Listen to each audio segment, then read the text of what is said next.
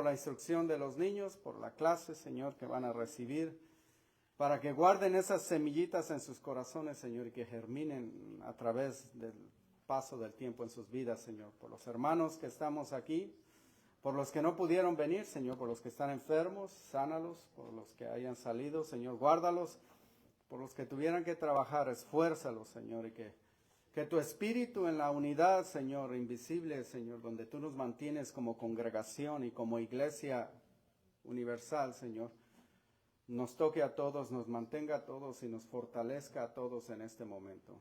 Te lo pedimos en el nombre de Jesucristo. Amén. Gloria al Señor. Pues vamos a pasar a los niños a sus clases. Y usted que está aquí, vamos a abrir el libro de Jueces al capítulo 18. Libro de Jueces, capítulo 18. Gloria al Señor.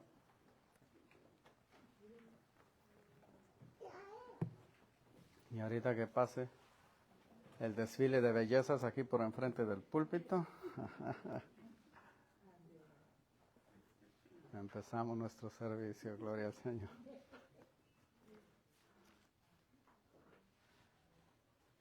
Capítulo 18. Acuérdese que este libro tiene dos conclusiones, así como tuvo dos principios. 17 y 18 son dos, es una conclusión. Y vemos la decadencia espiritual de la nación de Israel. El 19, más adelante, vamos a ver la decadencia moral, un pasaje bastante horrible, pero es obvio que si no hay conexión con Dios, nuestra actitud hacia los demás va a ser inmoral. Pero lo vamos a dejar para después. Esta ocasión, capítulo 18 del libro de Jueces. Y una persona escribió hace un tiempo hablando de la religión, su nombre es Barry G. Webb, dijo, la religión es natural. Es una expresión de algo profundo e intrínseco en nuestra humanidad. Dios ha puesto conciencia de su existencia en cada ser humano. Todos sabemos instintivamente que Dios está ahí y tenemos un deseo de conectar con Él. Y la religión es la expresión cultural de ese deseo. Usted sabe, la palabra dice eso en el libro de Eclesiastés. Dios puso eternidad en nosotros, por eso pensamos en lo que sigue más allá.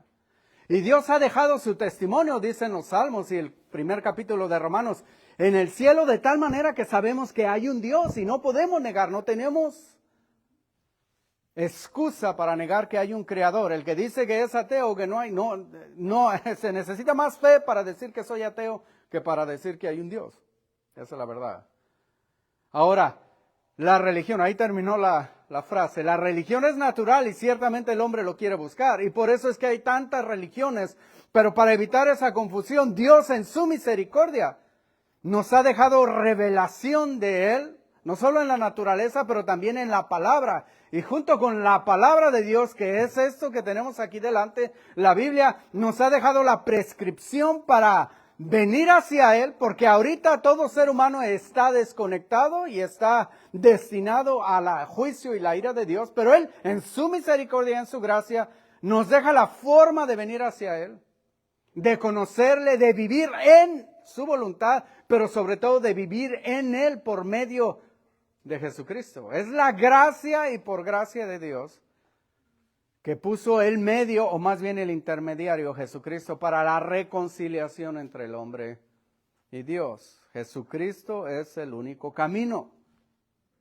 Ahora, ¿qué pasa cuando el hombre, aún conociendo esa estructura básica, teniendo la palabra de Dios y conocimiento básico? Los mexicanos tenemos conocimiento básico, de acuerdo a nuestra cultura, de lo que es Dios. ¿Qué pasa si aún conociendo la voluntad de Dios, cada persona decide hacer su propio camino y seguir su propia voz?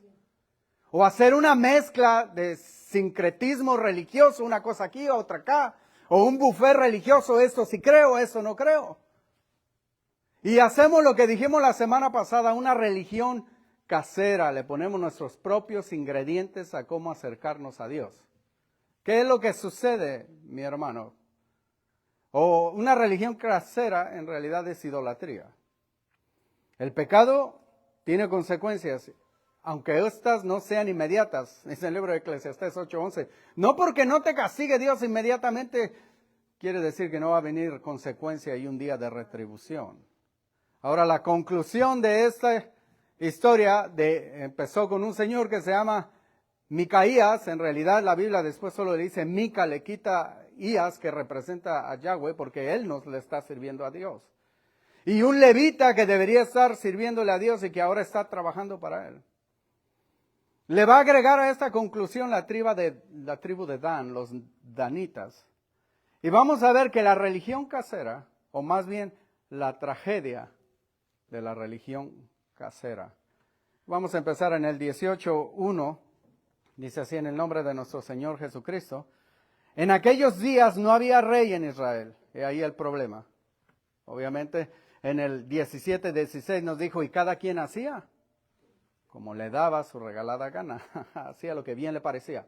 Obviamente no habla de un rey monarca, de un ser humano. Está hablando de Dios. Y cuando no tenemos a Dios, hacemos lo que nos da la gana. Dice, y en aquellos días la tribu de Dan buscaba posesión para sí donde habitar, porque hasta entonces no había tenido posesión entre las tribus de Israel. Parece que deja a Micaía o a Mica a un lado y ahora está hablando de la tribu de Dan. Ahora, ¿por qué está la tribu de Dan buscando dónde vivir? Hay una contradicción aquí en la Biblia porque en el libro de Josué, cuando él reparte las tierras conforme a lo que Dios le dijo, la tribu de Dan tiene un lugar donde vivir.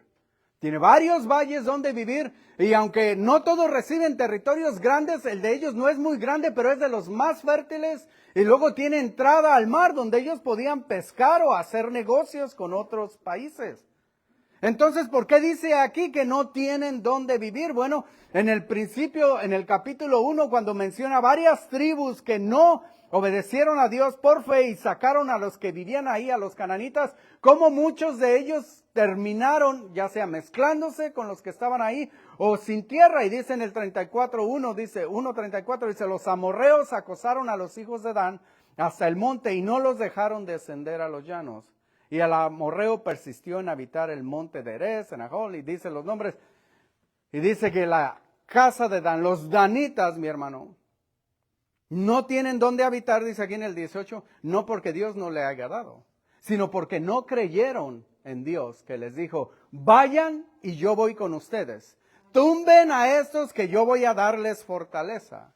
En realidad fracasaron en su intento, mi hermano, no por falta de fuerza, sino por falta de fe, mi hermano.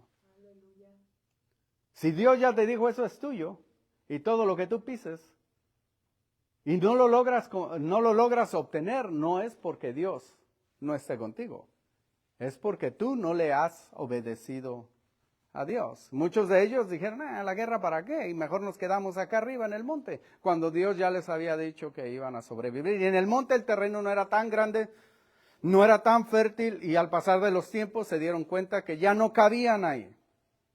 Ahora, en vez de arrepentirse, de no desistir, como Caleb era un viejo de 80 años, al cual Dios le dijo que le iba a dar un territorio.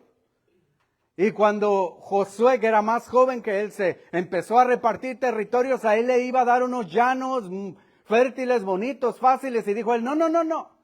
A mí me vas a dar lo que Dios dijo y yo voy a tomar ese monte porque Dios me dijo que yo lo voy a tomar. Y era una tierra de gigantes.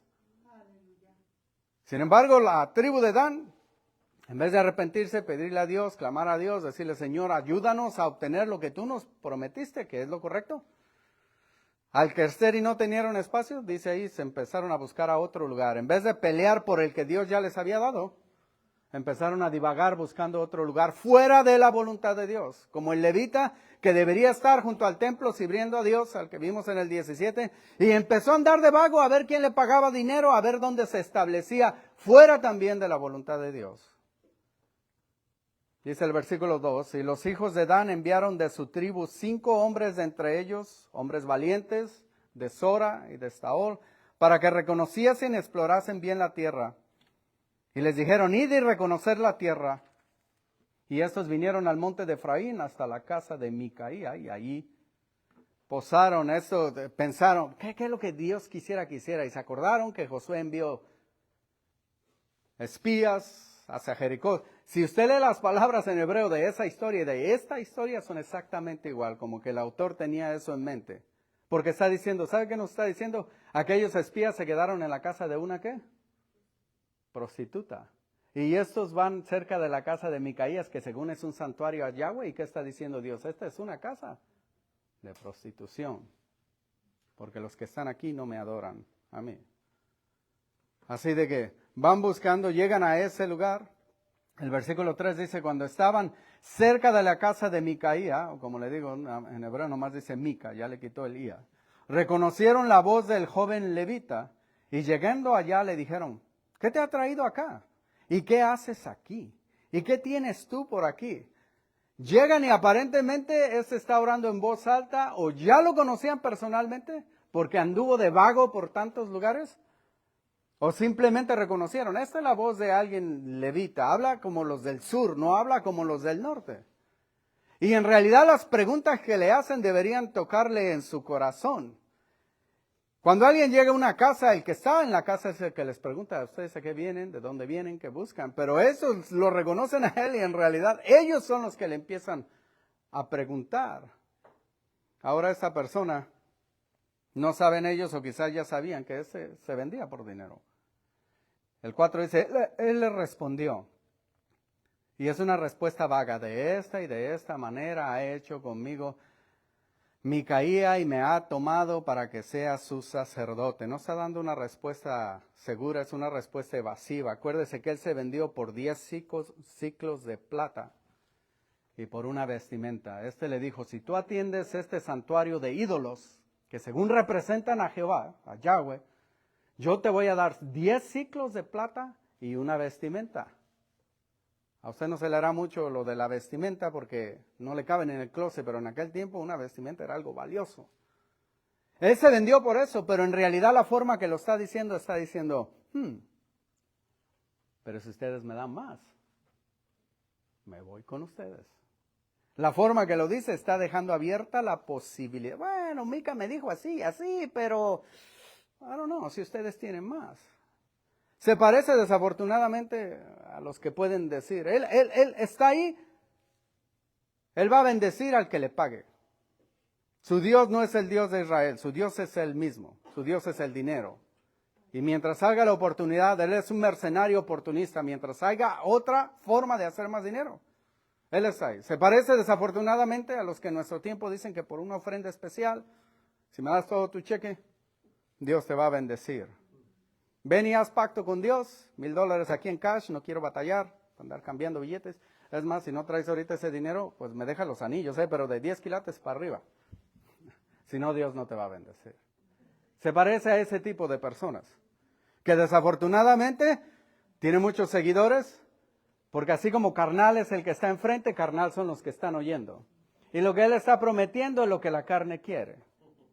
Prosperidad y riqueza. Antes me daba lástima con ellos, pero dije, pues se parecen al que está ahí. Lo roban porque quieren robar. Ahora, en vez de recriminarle por su pecado, estos dicen, este nos sirve, y aprovechan para pedirle un favor. Y ellos le dijeron, dice el 5, pregunta pues ahora a Dios, no usan el nombre de Dios, dicen Elohim, la manera simplemente regular, para que sepamos si ha de prosperar este viaje que hacemos. Y fíjese, encantado, le están diciendo, muéstranos, todo el tiempo daban un dinerito para que usted le leyera la mano, para que usted le leyera el futuro.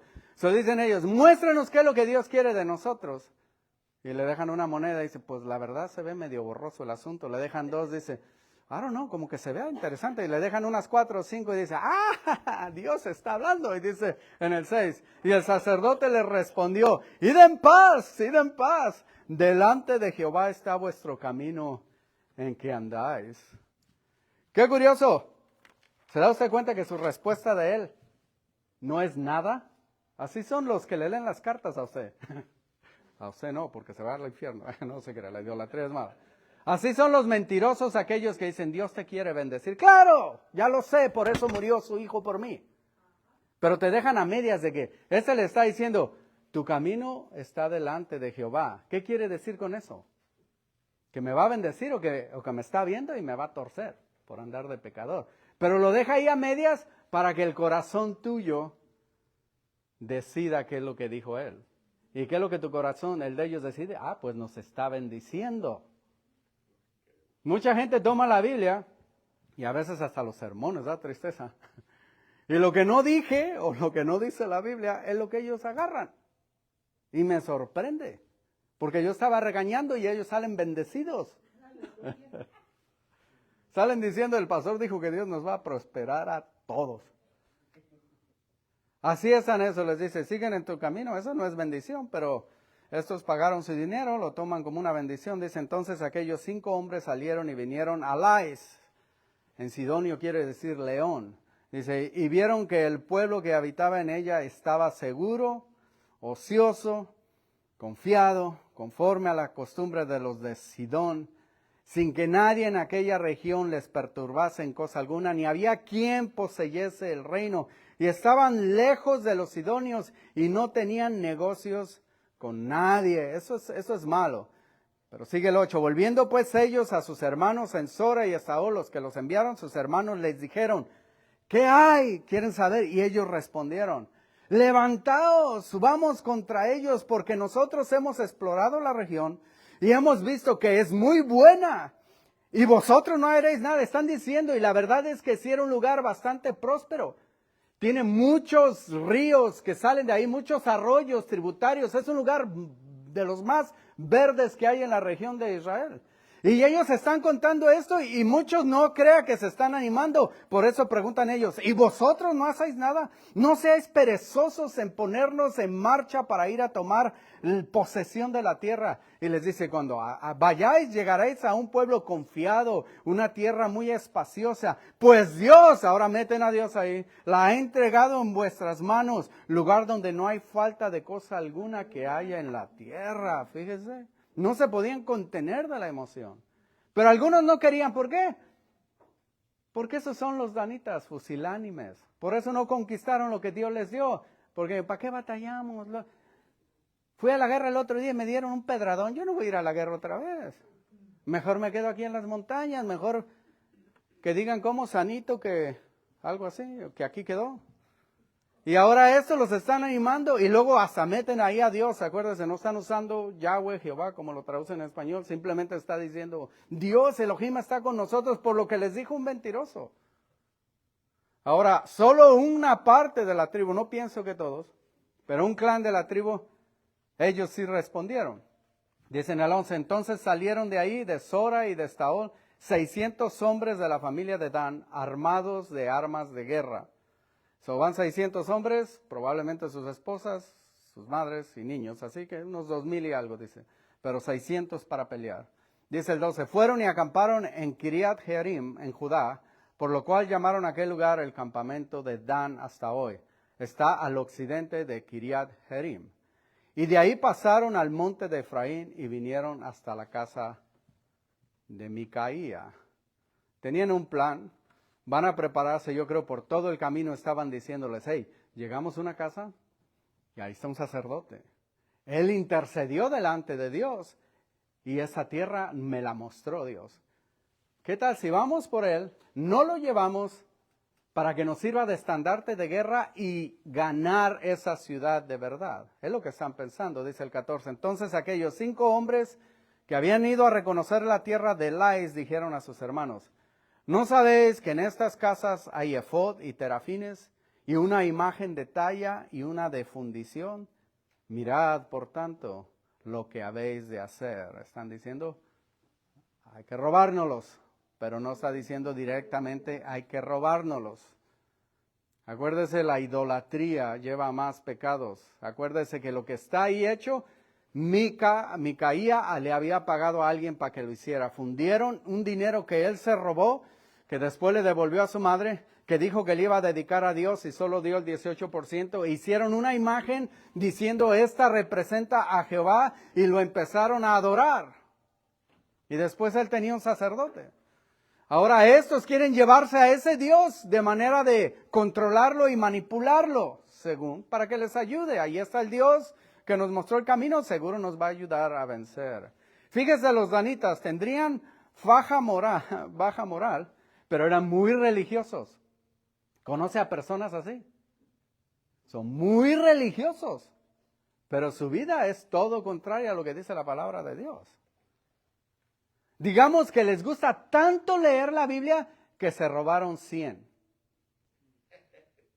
¿Pero por qué se la robaron? Porque quieren leer la Biblia, tienen hambre de leer. Ellos se justifican de esa manera su maldad. Se robaron a... O quizás ellos fueron los que inventaron ese dicho que dice, ladrón que roba ladrón, tiene 100 años de perdón, y ellos sabían que Mica era un ladrón. No sé si usted es de la época de Rodney King, fue en los 90, yo era un bebé, pero me acuerdo. Cuando se hicieron los disturbios en la ciudad de Los Ángeles, y estaban robando, todos robando, y estaba uno de la televisión ahí grabando a todos los que robaban. ¡Ey! ¡Ey! ¿Y tú qué llevas? Y algunos le decían, ¿qué llevo? Vete. Y seguían. Y uno se detiene y dice, llevo unos CDs de música cristiana porque yo amo a Jesús. Y sigue corriendo entre la bola. ¿Ama a Jesús o es justificable que se robe los CDs de música cristiana, no? Así están los de Dan. Esa es la religión de ellos. Usan a Dios solo para justificar su pecado y su vida.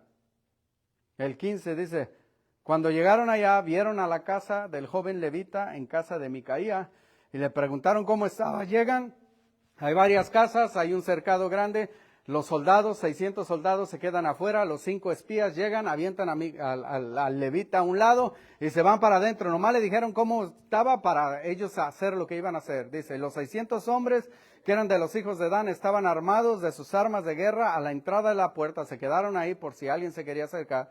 Subiendo los 5 hombres que habían llegado, empiezan a descolgar. En el 17 dice, todos los ídolos que estaban ahí, agarraron los monos que había puesto esta persona y los empiezan a tomar con ellos. Y cuando vienen regresando, el levita ve que llevan los dioses, los efod y los terafines. Y en el 18 les dice, ¿qué hacéis vosotros? ¿Qué están haciendo? ¿Por qué se están llevando a los dioses que están robando? Ya saben que robar es pecado. Y miren lo que le contestan en el 19 y ellos le responden, calla, pon la mano sobre tu boca y vente con nosotros. Le contestan, vulgarmente le están diciendo, shh, o te callas o cuello. Y él se queda serio y le dicen, pero lo que le dicen que sigue es mucho mejor. Le dice, cállate, para que seas nuestro padre y sacerdote. ¿Es mejor que seas tú sacerdote en casa de un solo hombre que de una tribu y familia de Israel? ¿Y qué dice? Que era un ambicioso, una persona sin escrúpulos, alguien que vivía de la religión y que le daba al mejor postor, dice el 20, y se alegró el corazón del sacerdote, el cual les dijo, ok, me voy, y les quitó todas las cosas, les digo, préstame, yo las cuido, acuérdense que yo soy el sacerdote, y dice, y se fue en medio del pueblo, por si Mica llegaba, él iba a andar en medio de todos para que no le hicieran nada. El oportunista y mercenario levita, con alegría de corazón, como dice la canción, aceptó la oferta. Era un vividor, era una persona sin escrúpulos, un vividor religioso. No tenía temor a Dios, ni tampoco tenía lealtad, ni memoria. Acuérdese que esta otra persona le abrió la puerta cuando él andaba vagando. Esa persona lo cuidó a él como si fuese un hijo, Mica. Y aún así, ni lealtad ni memoria, se fue con el mejor postor. Dice la palabra del Señor en la boca del Señor Jesucristo en Mateo 24, que van a venir muchas personas así. Muchas personas, muchos lobos rapaces vestidos de oveja. Y van a tomar provecho sobre la iglesia. Te van a enseñar lo que ellos quieran, lo que tú quieras en tu carnalidad escuchar y se van a aprovechar de ti. Y el apóstol Pablo también pinta de esa manera en la primera de Timoteo del 6, del 3 al 7, también advierte a la iglesia acerca de estas personas que van a venir entre nosotros en este tiempo. Dice, si alguno enseña otra cosa de lo que ya está escrito en la Biblia, mi hermano, siempre compare lo que alguien le enseña con lo que dice aquí. Por eso es mejor leer la Biblia abierta, tener la lista cuando alguien está predicando. Y si solo agarra un versículo y se va para todas partes, aún así tienes que analizar. Dice que no sea conforme a las palabras de nuestro Señor Jesucristo y la doctrina que es conforme a la piedad. Está envanecido, nada sabe y delira acerca de cuestiones y contiendas de palabras de las cuales nacen envidias, pleitos, blasfemias, malas sospechas, disputas necias de hombres corruptos de entendimiento y privados de la verdad, que toman la piedad como fuente de ganancia. Apártate de tales. Pero gran ganancia es la piedad acompañada de contentamiento. Y luego nos avisa que van a venir gente así, va a venir gente en esos tiempos y gente también que se va a arrimar, maestros que les cosquillen los oídos, gente que va a vivir de la iglesia. Y obviamente ha habido muchos y hay muchos hasta el día de hoy. Este levita es simplemente un ejemplo de lo que estamos viviendo hoy, aquellos que usan la religión por ganancia. Y dice en el 21, y ellos se volvieron y partieron y pusieron los niños y el ganado y el equipaje por delante para que aquella ciudad que estaba ya confiada creyeran que era un grupo de gente buena que iba acercándose a su ciudad. Y se quedan los soldados atrás. Cuando ya se habían alejado de la casa de Micaía, los hombres que habitaban en las casas cercanas a la casa de Micaía se juntaron y siguieron a los hijos de Dan. Llega Micaía a su casa, ve que no está ninguno de sus dioses que él hizo, y ni siquiera el sacerdote al cual él le pagaba. Y le dice a todos los vecinos de él, hey, nos han quitado nuestro diosito. Se han llevado al Padre de nuestras bendiciones. No permitamos que se lleven a nuestro Dios. Y junta a toda esta gente que no eran soldados, no eran campesinos, eran simplemente devotos a esos monos que él había fabricado. Y se van detrás de ellos, dice. Y cuando van llegando, los otros adrede los van esperando y dando voces a los de Dan, estos volvieron sus rostros y le dijeron a Micaía, ¿qué tienes? Que has juntado tanta gente. Le están preguntando en realidad. Es una manera burlona de decir, ¿por qué? ¿Qué perdiste o qué? Es lo que le están diciendo. ¿Qué perdiste o qué? ¿Qué te pasa? ¿Cuánto escándalo? ¿Te ves afligido? ¿Qué pasó? ¿Por qué estás gritando? Es como que agarren a alguien y le den una golpiza y luego que está ahí dolido le digan, hey, ¿qué tienes o qué? ¿Por qué te quejas? Es manera burlona, sarcástica, finge no saber lo que pasa. El levita ya va en medio allá de las mujeres de seguro, como siempre. El pobre de Mica en su coraje, en su desesperación, ahora impotencia, responde en frases apresuradas y cortadas a la vez. El 24 son frases que le salen de coraje cuando usted está frustrado. Dice una cosa, dice otra, quiere hablar todo al junto, dice el 24. Él respondió, tomaste mis dioses que yo hice y al sacerdote y os vais. ¿Qué más me queda? ¿Por qué pues me decís qué tienes? Le está diciendo, ¿cómo que me preguntan qué tengo? ¿Cómo que me están preguntando? Se llevaron todas mis cosas, se llevan mis sacerdotes. ¿Cómo que tengo? Está desesperado el ingrato. Y la verdad es que es triste ver a este señor así. Pero también lo que a él está pasando son las consecuencias o la tragedia de la religión casera. ¿Y qué dijimos que es la religión casera? Hacer lo que el corazón tuyo dicta y no lo que Dios espera. Los dioses hechos de mano no pueden defenderse a sí mismos. ¿Qué te hace pensar que te van a defender a ti? Los dioses hechos de mano no pueden ni detener la polilla que se les acumula. No pueden cuidarse ellos mismos de los desastres naturales.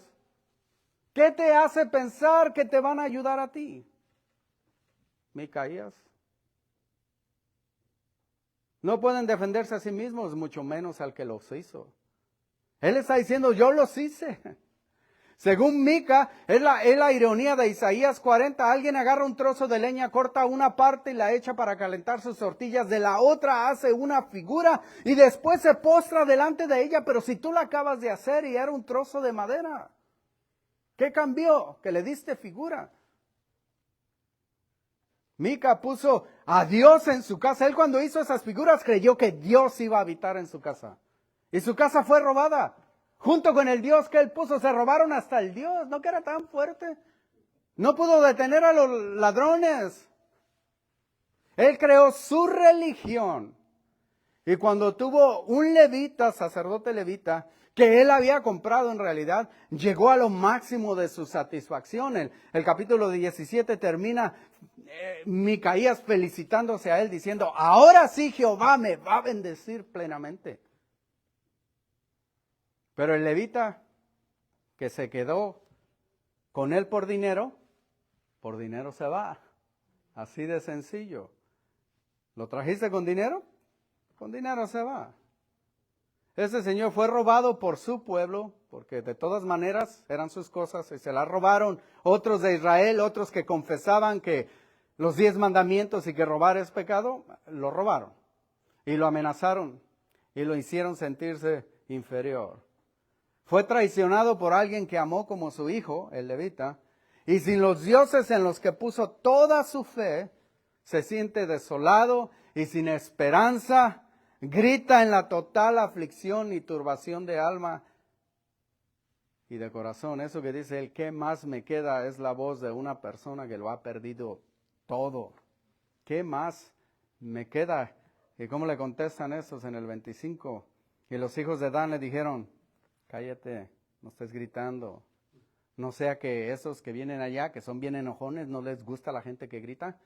Esos de ánimo colérico os acometan y pierdas también tu vida y la vida de los tuyos. Y prosiguieron los hijos de Dan. Y Micaía, viendo que eran más fuertes que él, volvió y regresó a su casa. Déjeme decirle algo, mi hermano. Nunca te refugies en un Dios que necesita que tú lo protejas. ¿Cómo te vas a refugiar en un Dios que ocupa que tú lo cuides? ¿Qué Dios es ese? Que arriesgas tu vida en un incendio para sacarlo para que no se te queme.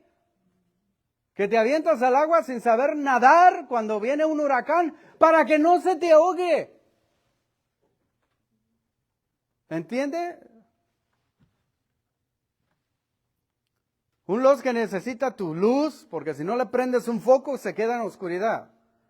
Que necesita flores para que vuela bonito. Que tienes que hacerle pactos para ver si te hace caso. ¿Qué tipo de Dios es ese? La religión casera siempre decepcionará. Siempre decepcionará. Lo que sea que conviertas en nuestro Dios, porque a veces no es nomás un mono, puede ser dinero, poder, fama, relaciones, tu novio, tu novia, tu esposo, tu esposa, tus hijos, o incluso una carrera, o incluso una versión de Dios, el de la Biblia, que tú digas, yo sé que esta cruz, que es símbolo del cristianismo, representa a Cristo. La abrazo porque es milagrosa, pero yo sé que no es esto, es Dios, pero es milagrosa, no me la quiten. Aún ese es falso, mi hermano. Aún esa versión que no es compatible con la Biblia o con el Dios de la Biblia, nunca te va a librar, siempre te va a decepcionar. Si es el dinero, una mala inversión y te quedas sin nada. Si es tu carrera, siempre va a haber uno más inteligente, más conectado que te va a tumbar de tu lugar. Si es la fama, ¿cuántos de hace 10 años de las que ustedes bailaban? No ustedes, pero me contaron por ahí, había un grupo que la lambada o que dale a tu cuerpo Magdalena y que esto y que el otro. ¿Dónde están esas personas? ¿Dónde están ellos? ¿Quién se acuerda? Dígame el nombre. ¿Quién se acuerda de ellos? Si no fue porque quedaron en los number one hits del 90, jamás los oyera. O el party mix de los 90, no los oyeras jamás. Si ese es el Dios de ellos, uno de ellos dijo, pobrecito, salió en eso de que los que pegaron una vez y no volvieron. Y una canción nomás y dijo él, hey, soy como una estrella que empieza a iluminar el horizonte.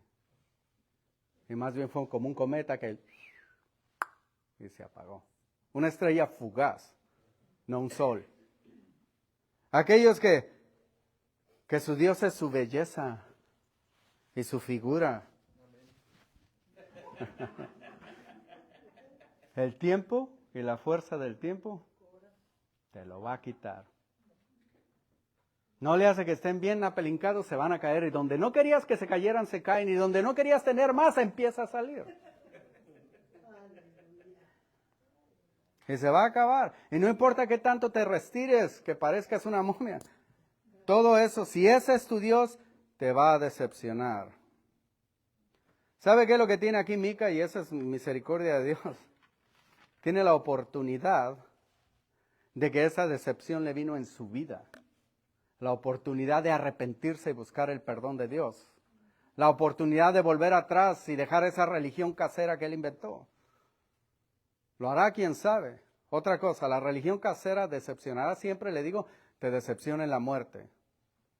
Si te amarras a cualquiera de esos ídolos, al dinero no te lo vas a llevar. Y no te va a servir para comprar salud, ni la cura contra el cáncer, ni para prolongarte un día de vida. No te va a servir. Voltaire, cuando se estaba muriendo, decía, le doy la mitad de mi fortuna a aquel que me dé 6 meses más de vida. El que se burlaba de Dios y decía que la Biblia, antes de que él muriera, iba a desaparecer el cristianismo. Y en la casa donde él murió, lo que apareció fue una imprimidora de Biblias en francés. La religión casera decepciona cuando te estás muriendo porque no hay esperanza. ¿Qué sigue después?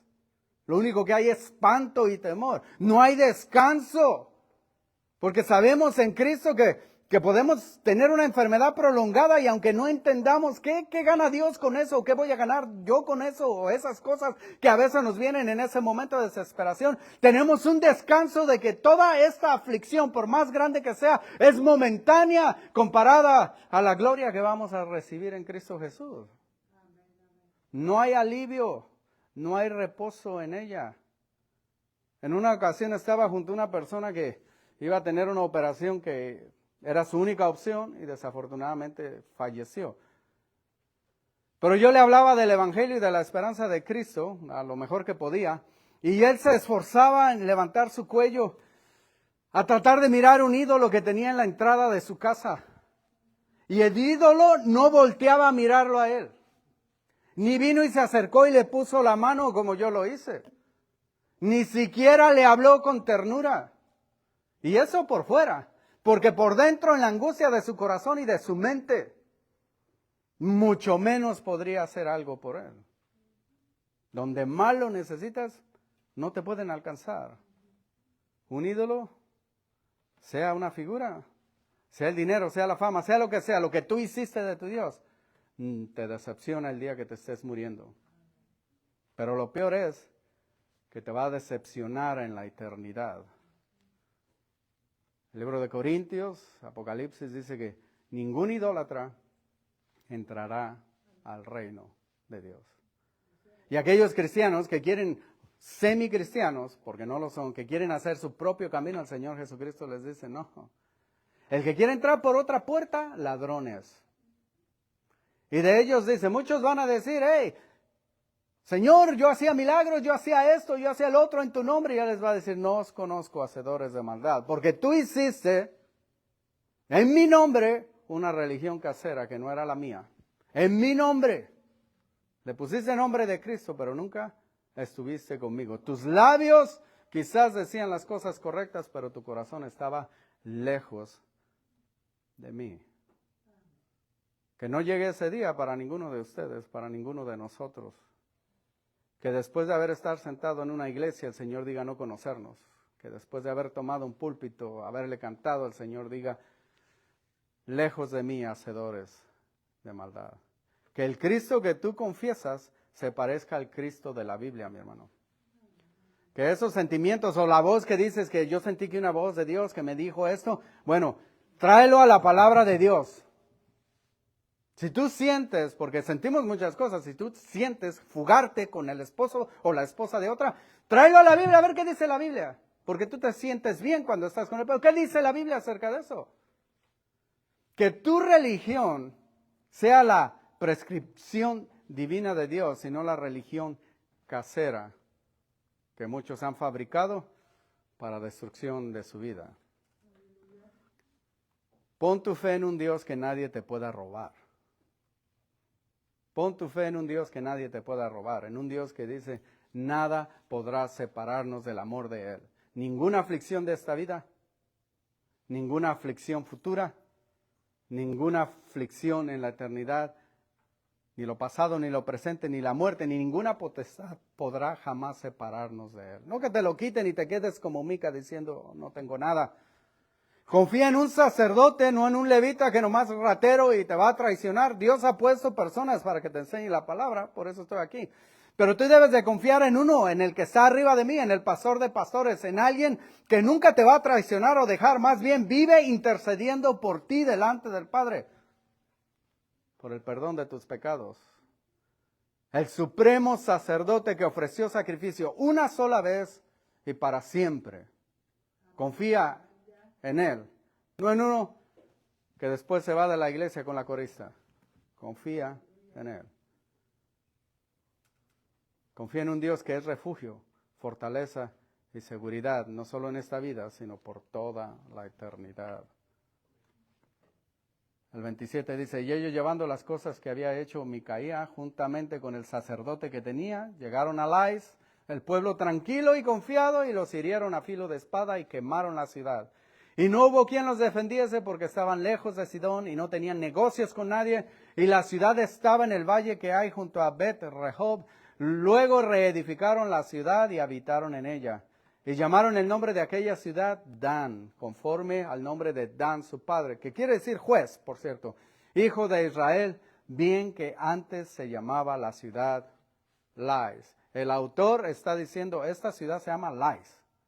Esta ciudad es de la gente de Lais.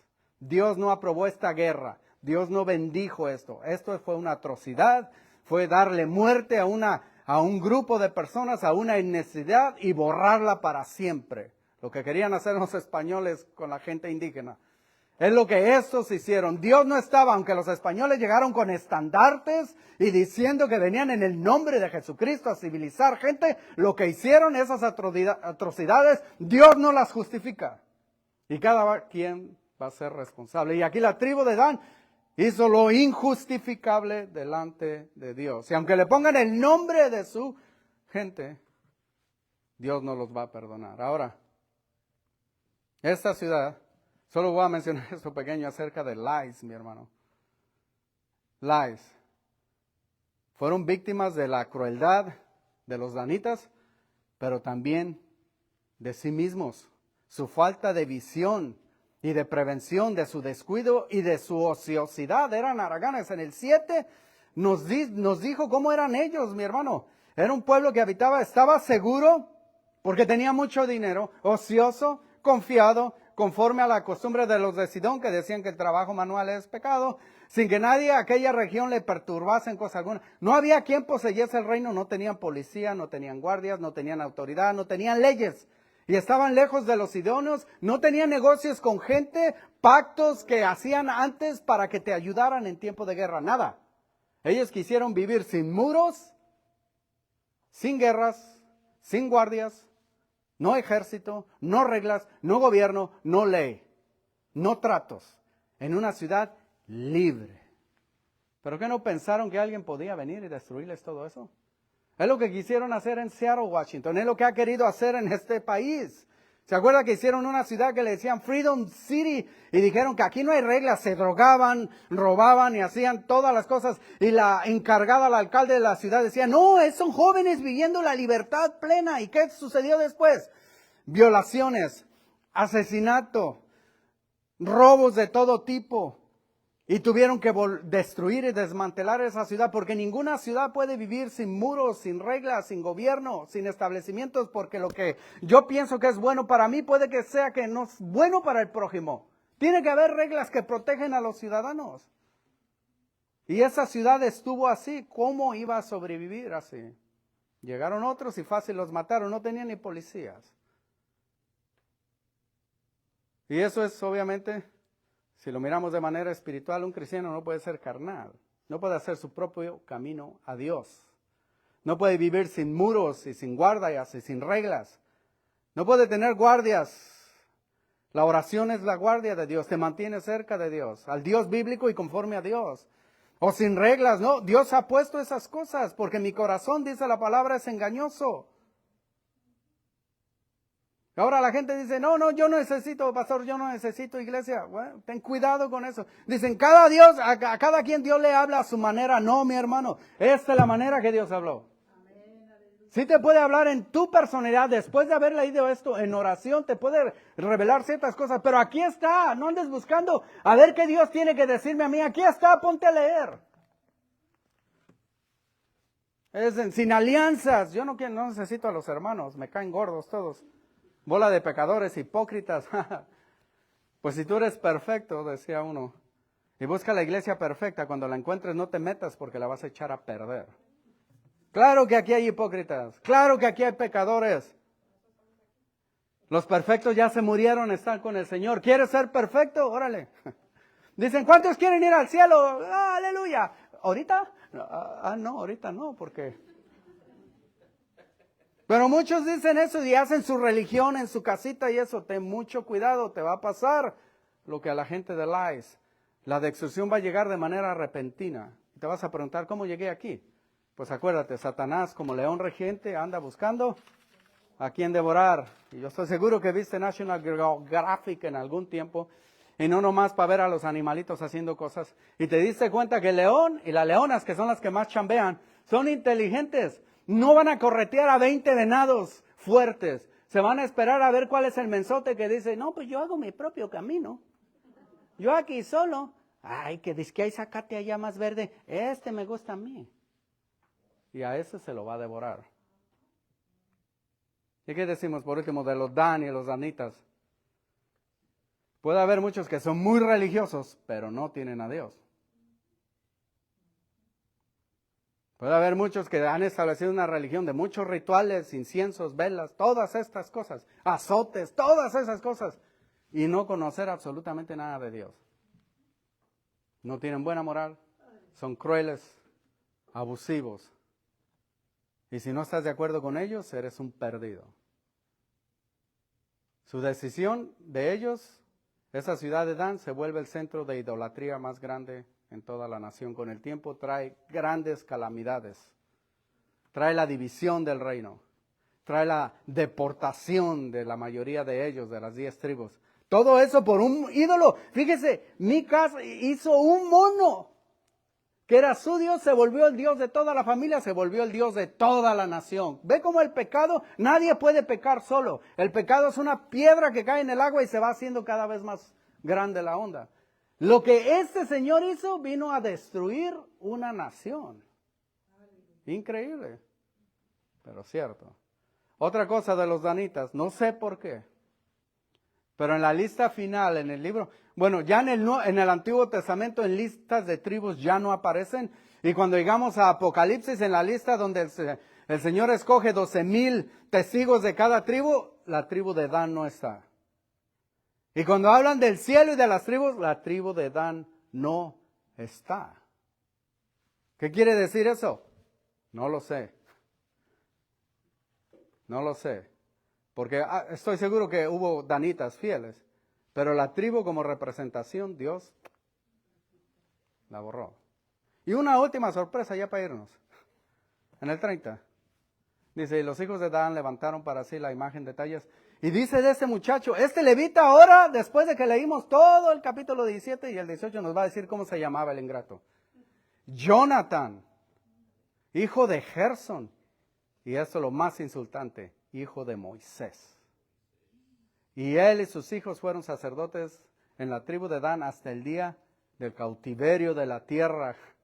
Así tuvieron levantada entre ellos la imagen de talla que Micaía había hecho todo el tiempo que la casa de Dios estuvo en Shiloh. El levita era nieto de Moisés. ¿Sabe que algunos judíos en la antigüedad le borraron el nombre de Moisés y le agregan 2 letritas para que diga Manasés? Si usted tiene una Biblia que dice Manasés es porque copiaron eso, la tradujeron de esos escritos. Pero la verdad es que dice Moisés. Es que es tan vergonzoso que un levita tan idólatra sea descendiente del legislador y libertador de Israel. Ese Jonathan. Oh, otra cosa, Dios no tiene nietos, Si usted aquí vino porque su mamá es cristiana y usted dice, me voy a ir con el Señor porque mi mamá ahí está retacada en esa iglesia todo el tiempo. No, aquí no, nomás tenemos servicio los domingos y los miércoles, pero es lo que dice, pero yo me voy porque mi mamá, o dice, no, yo me le cuelgo a los zapatos del pastor, me quedan flojos, hermano, mire. Le voy a hacer a las botas así. No me hagas más pesado, ingrato. Dios no tiene nietos, mi hermano. Y algún día cada uno de nosotros estará delante de Él, del Dios de la Biblia. Asegúrate que sea el Dios que has guardado en tu corazón. Jonathan, mi hermano, cada una de sus decisiones lo alejó de Dios. Se fue de su santuario a Efraín, de Efraín terminó con Mica, de Mica terminó hasta el norte con Dan. Cada vez más lejos de Dios. Fue una persona exitosa, pero su éxito, cuando no es en el plan de Dios, es tu destrucción. ¿Qué tan terrible es la idolatría en los hijos de Dios? El apóstol Juan, en su última carta, el último versículo, nos da esta recomendación. Hijitos míos, guardaos de los ídolos. Amén. Hijitos míos, guardaos de los ídolos. Amén. Vamos a darle gracias al Señor, mi hermano.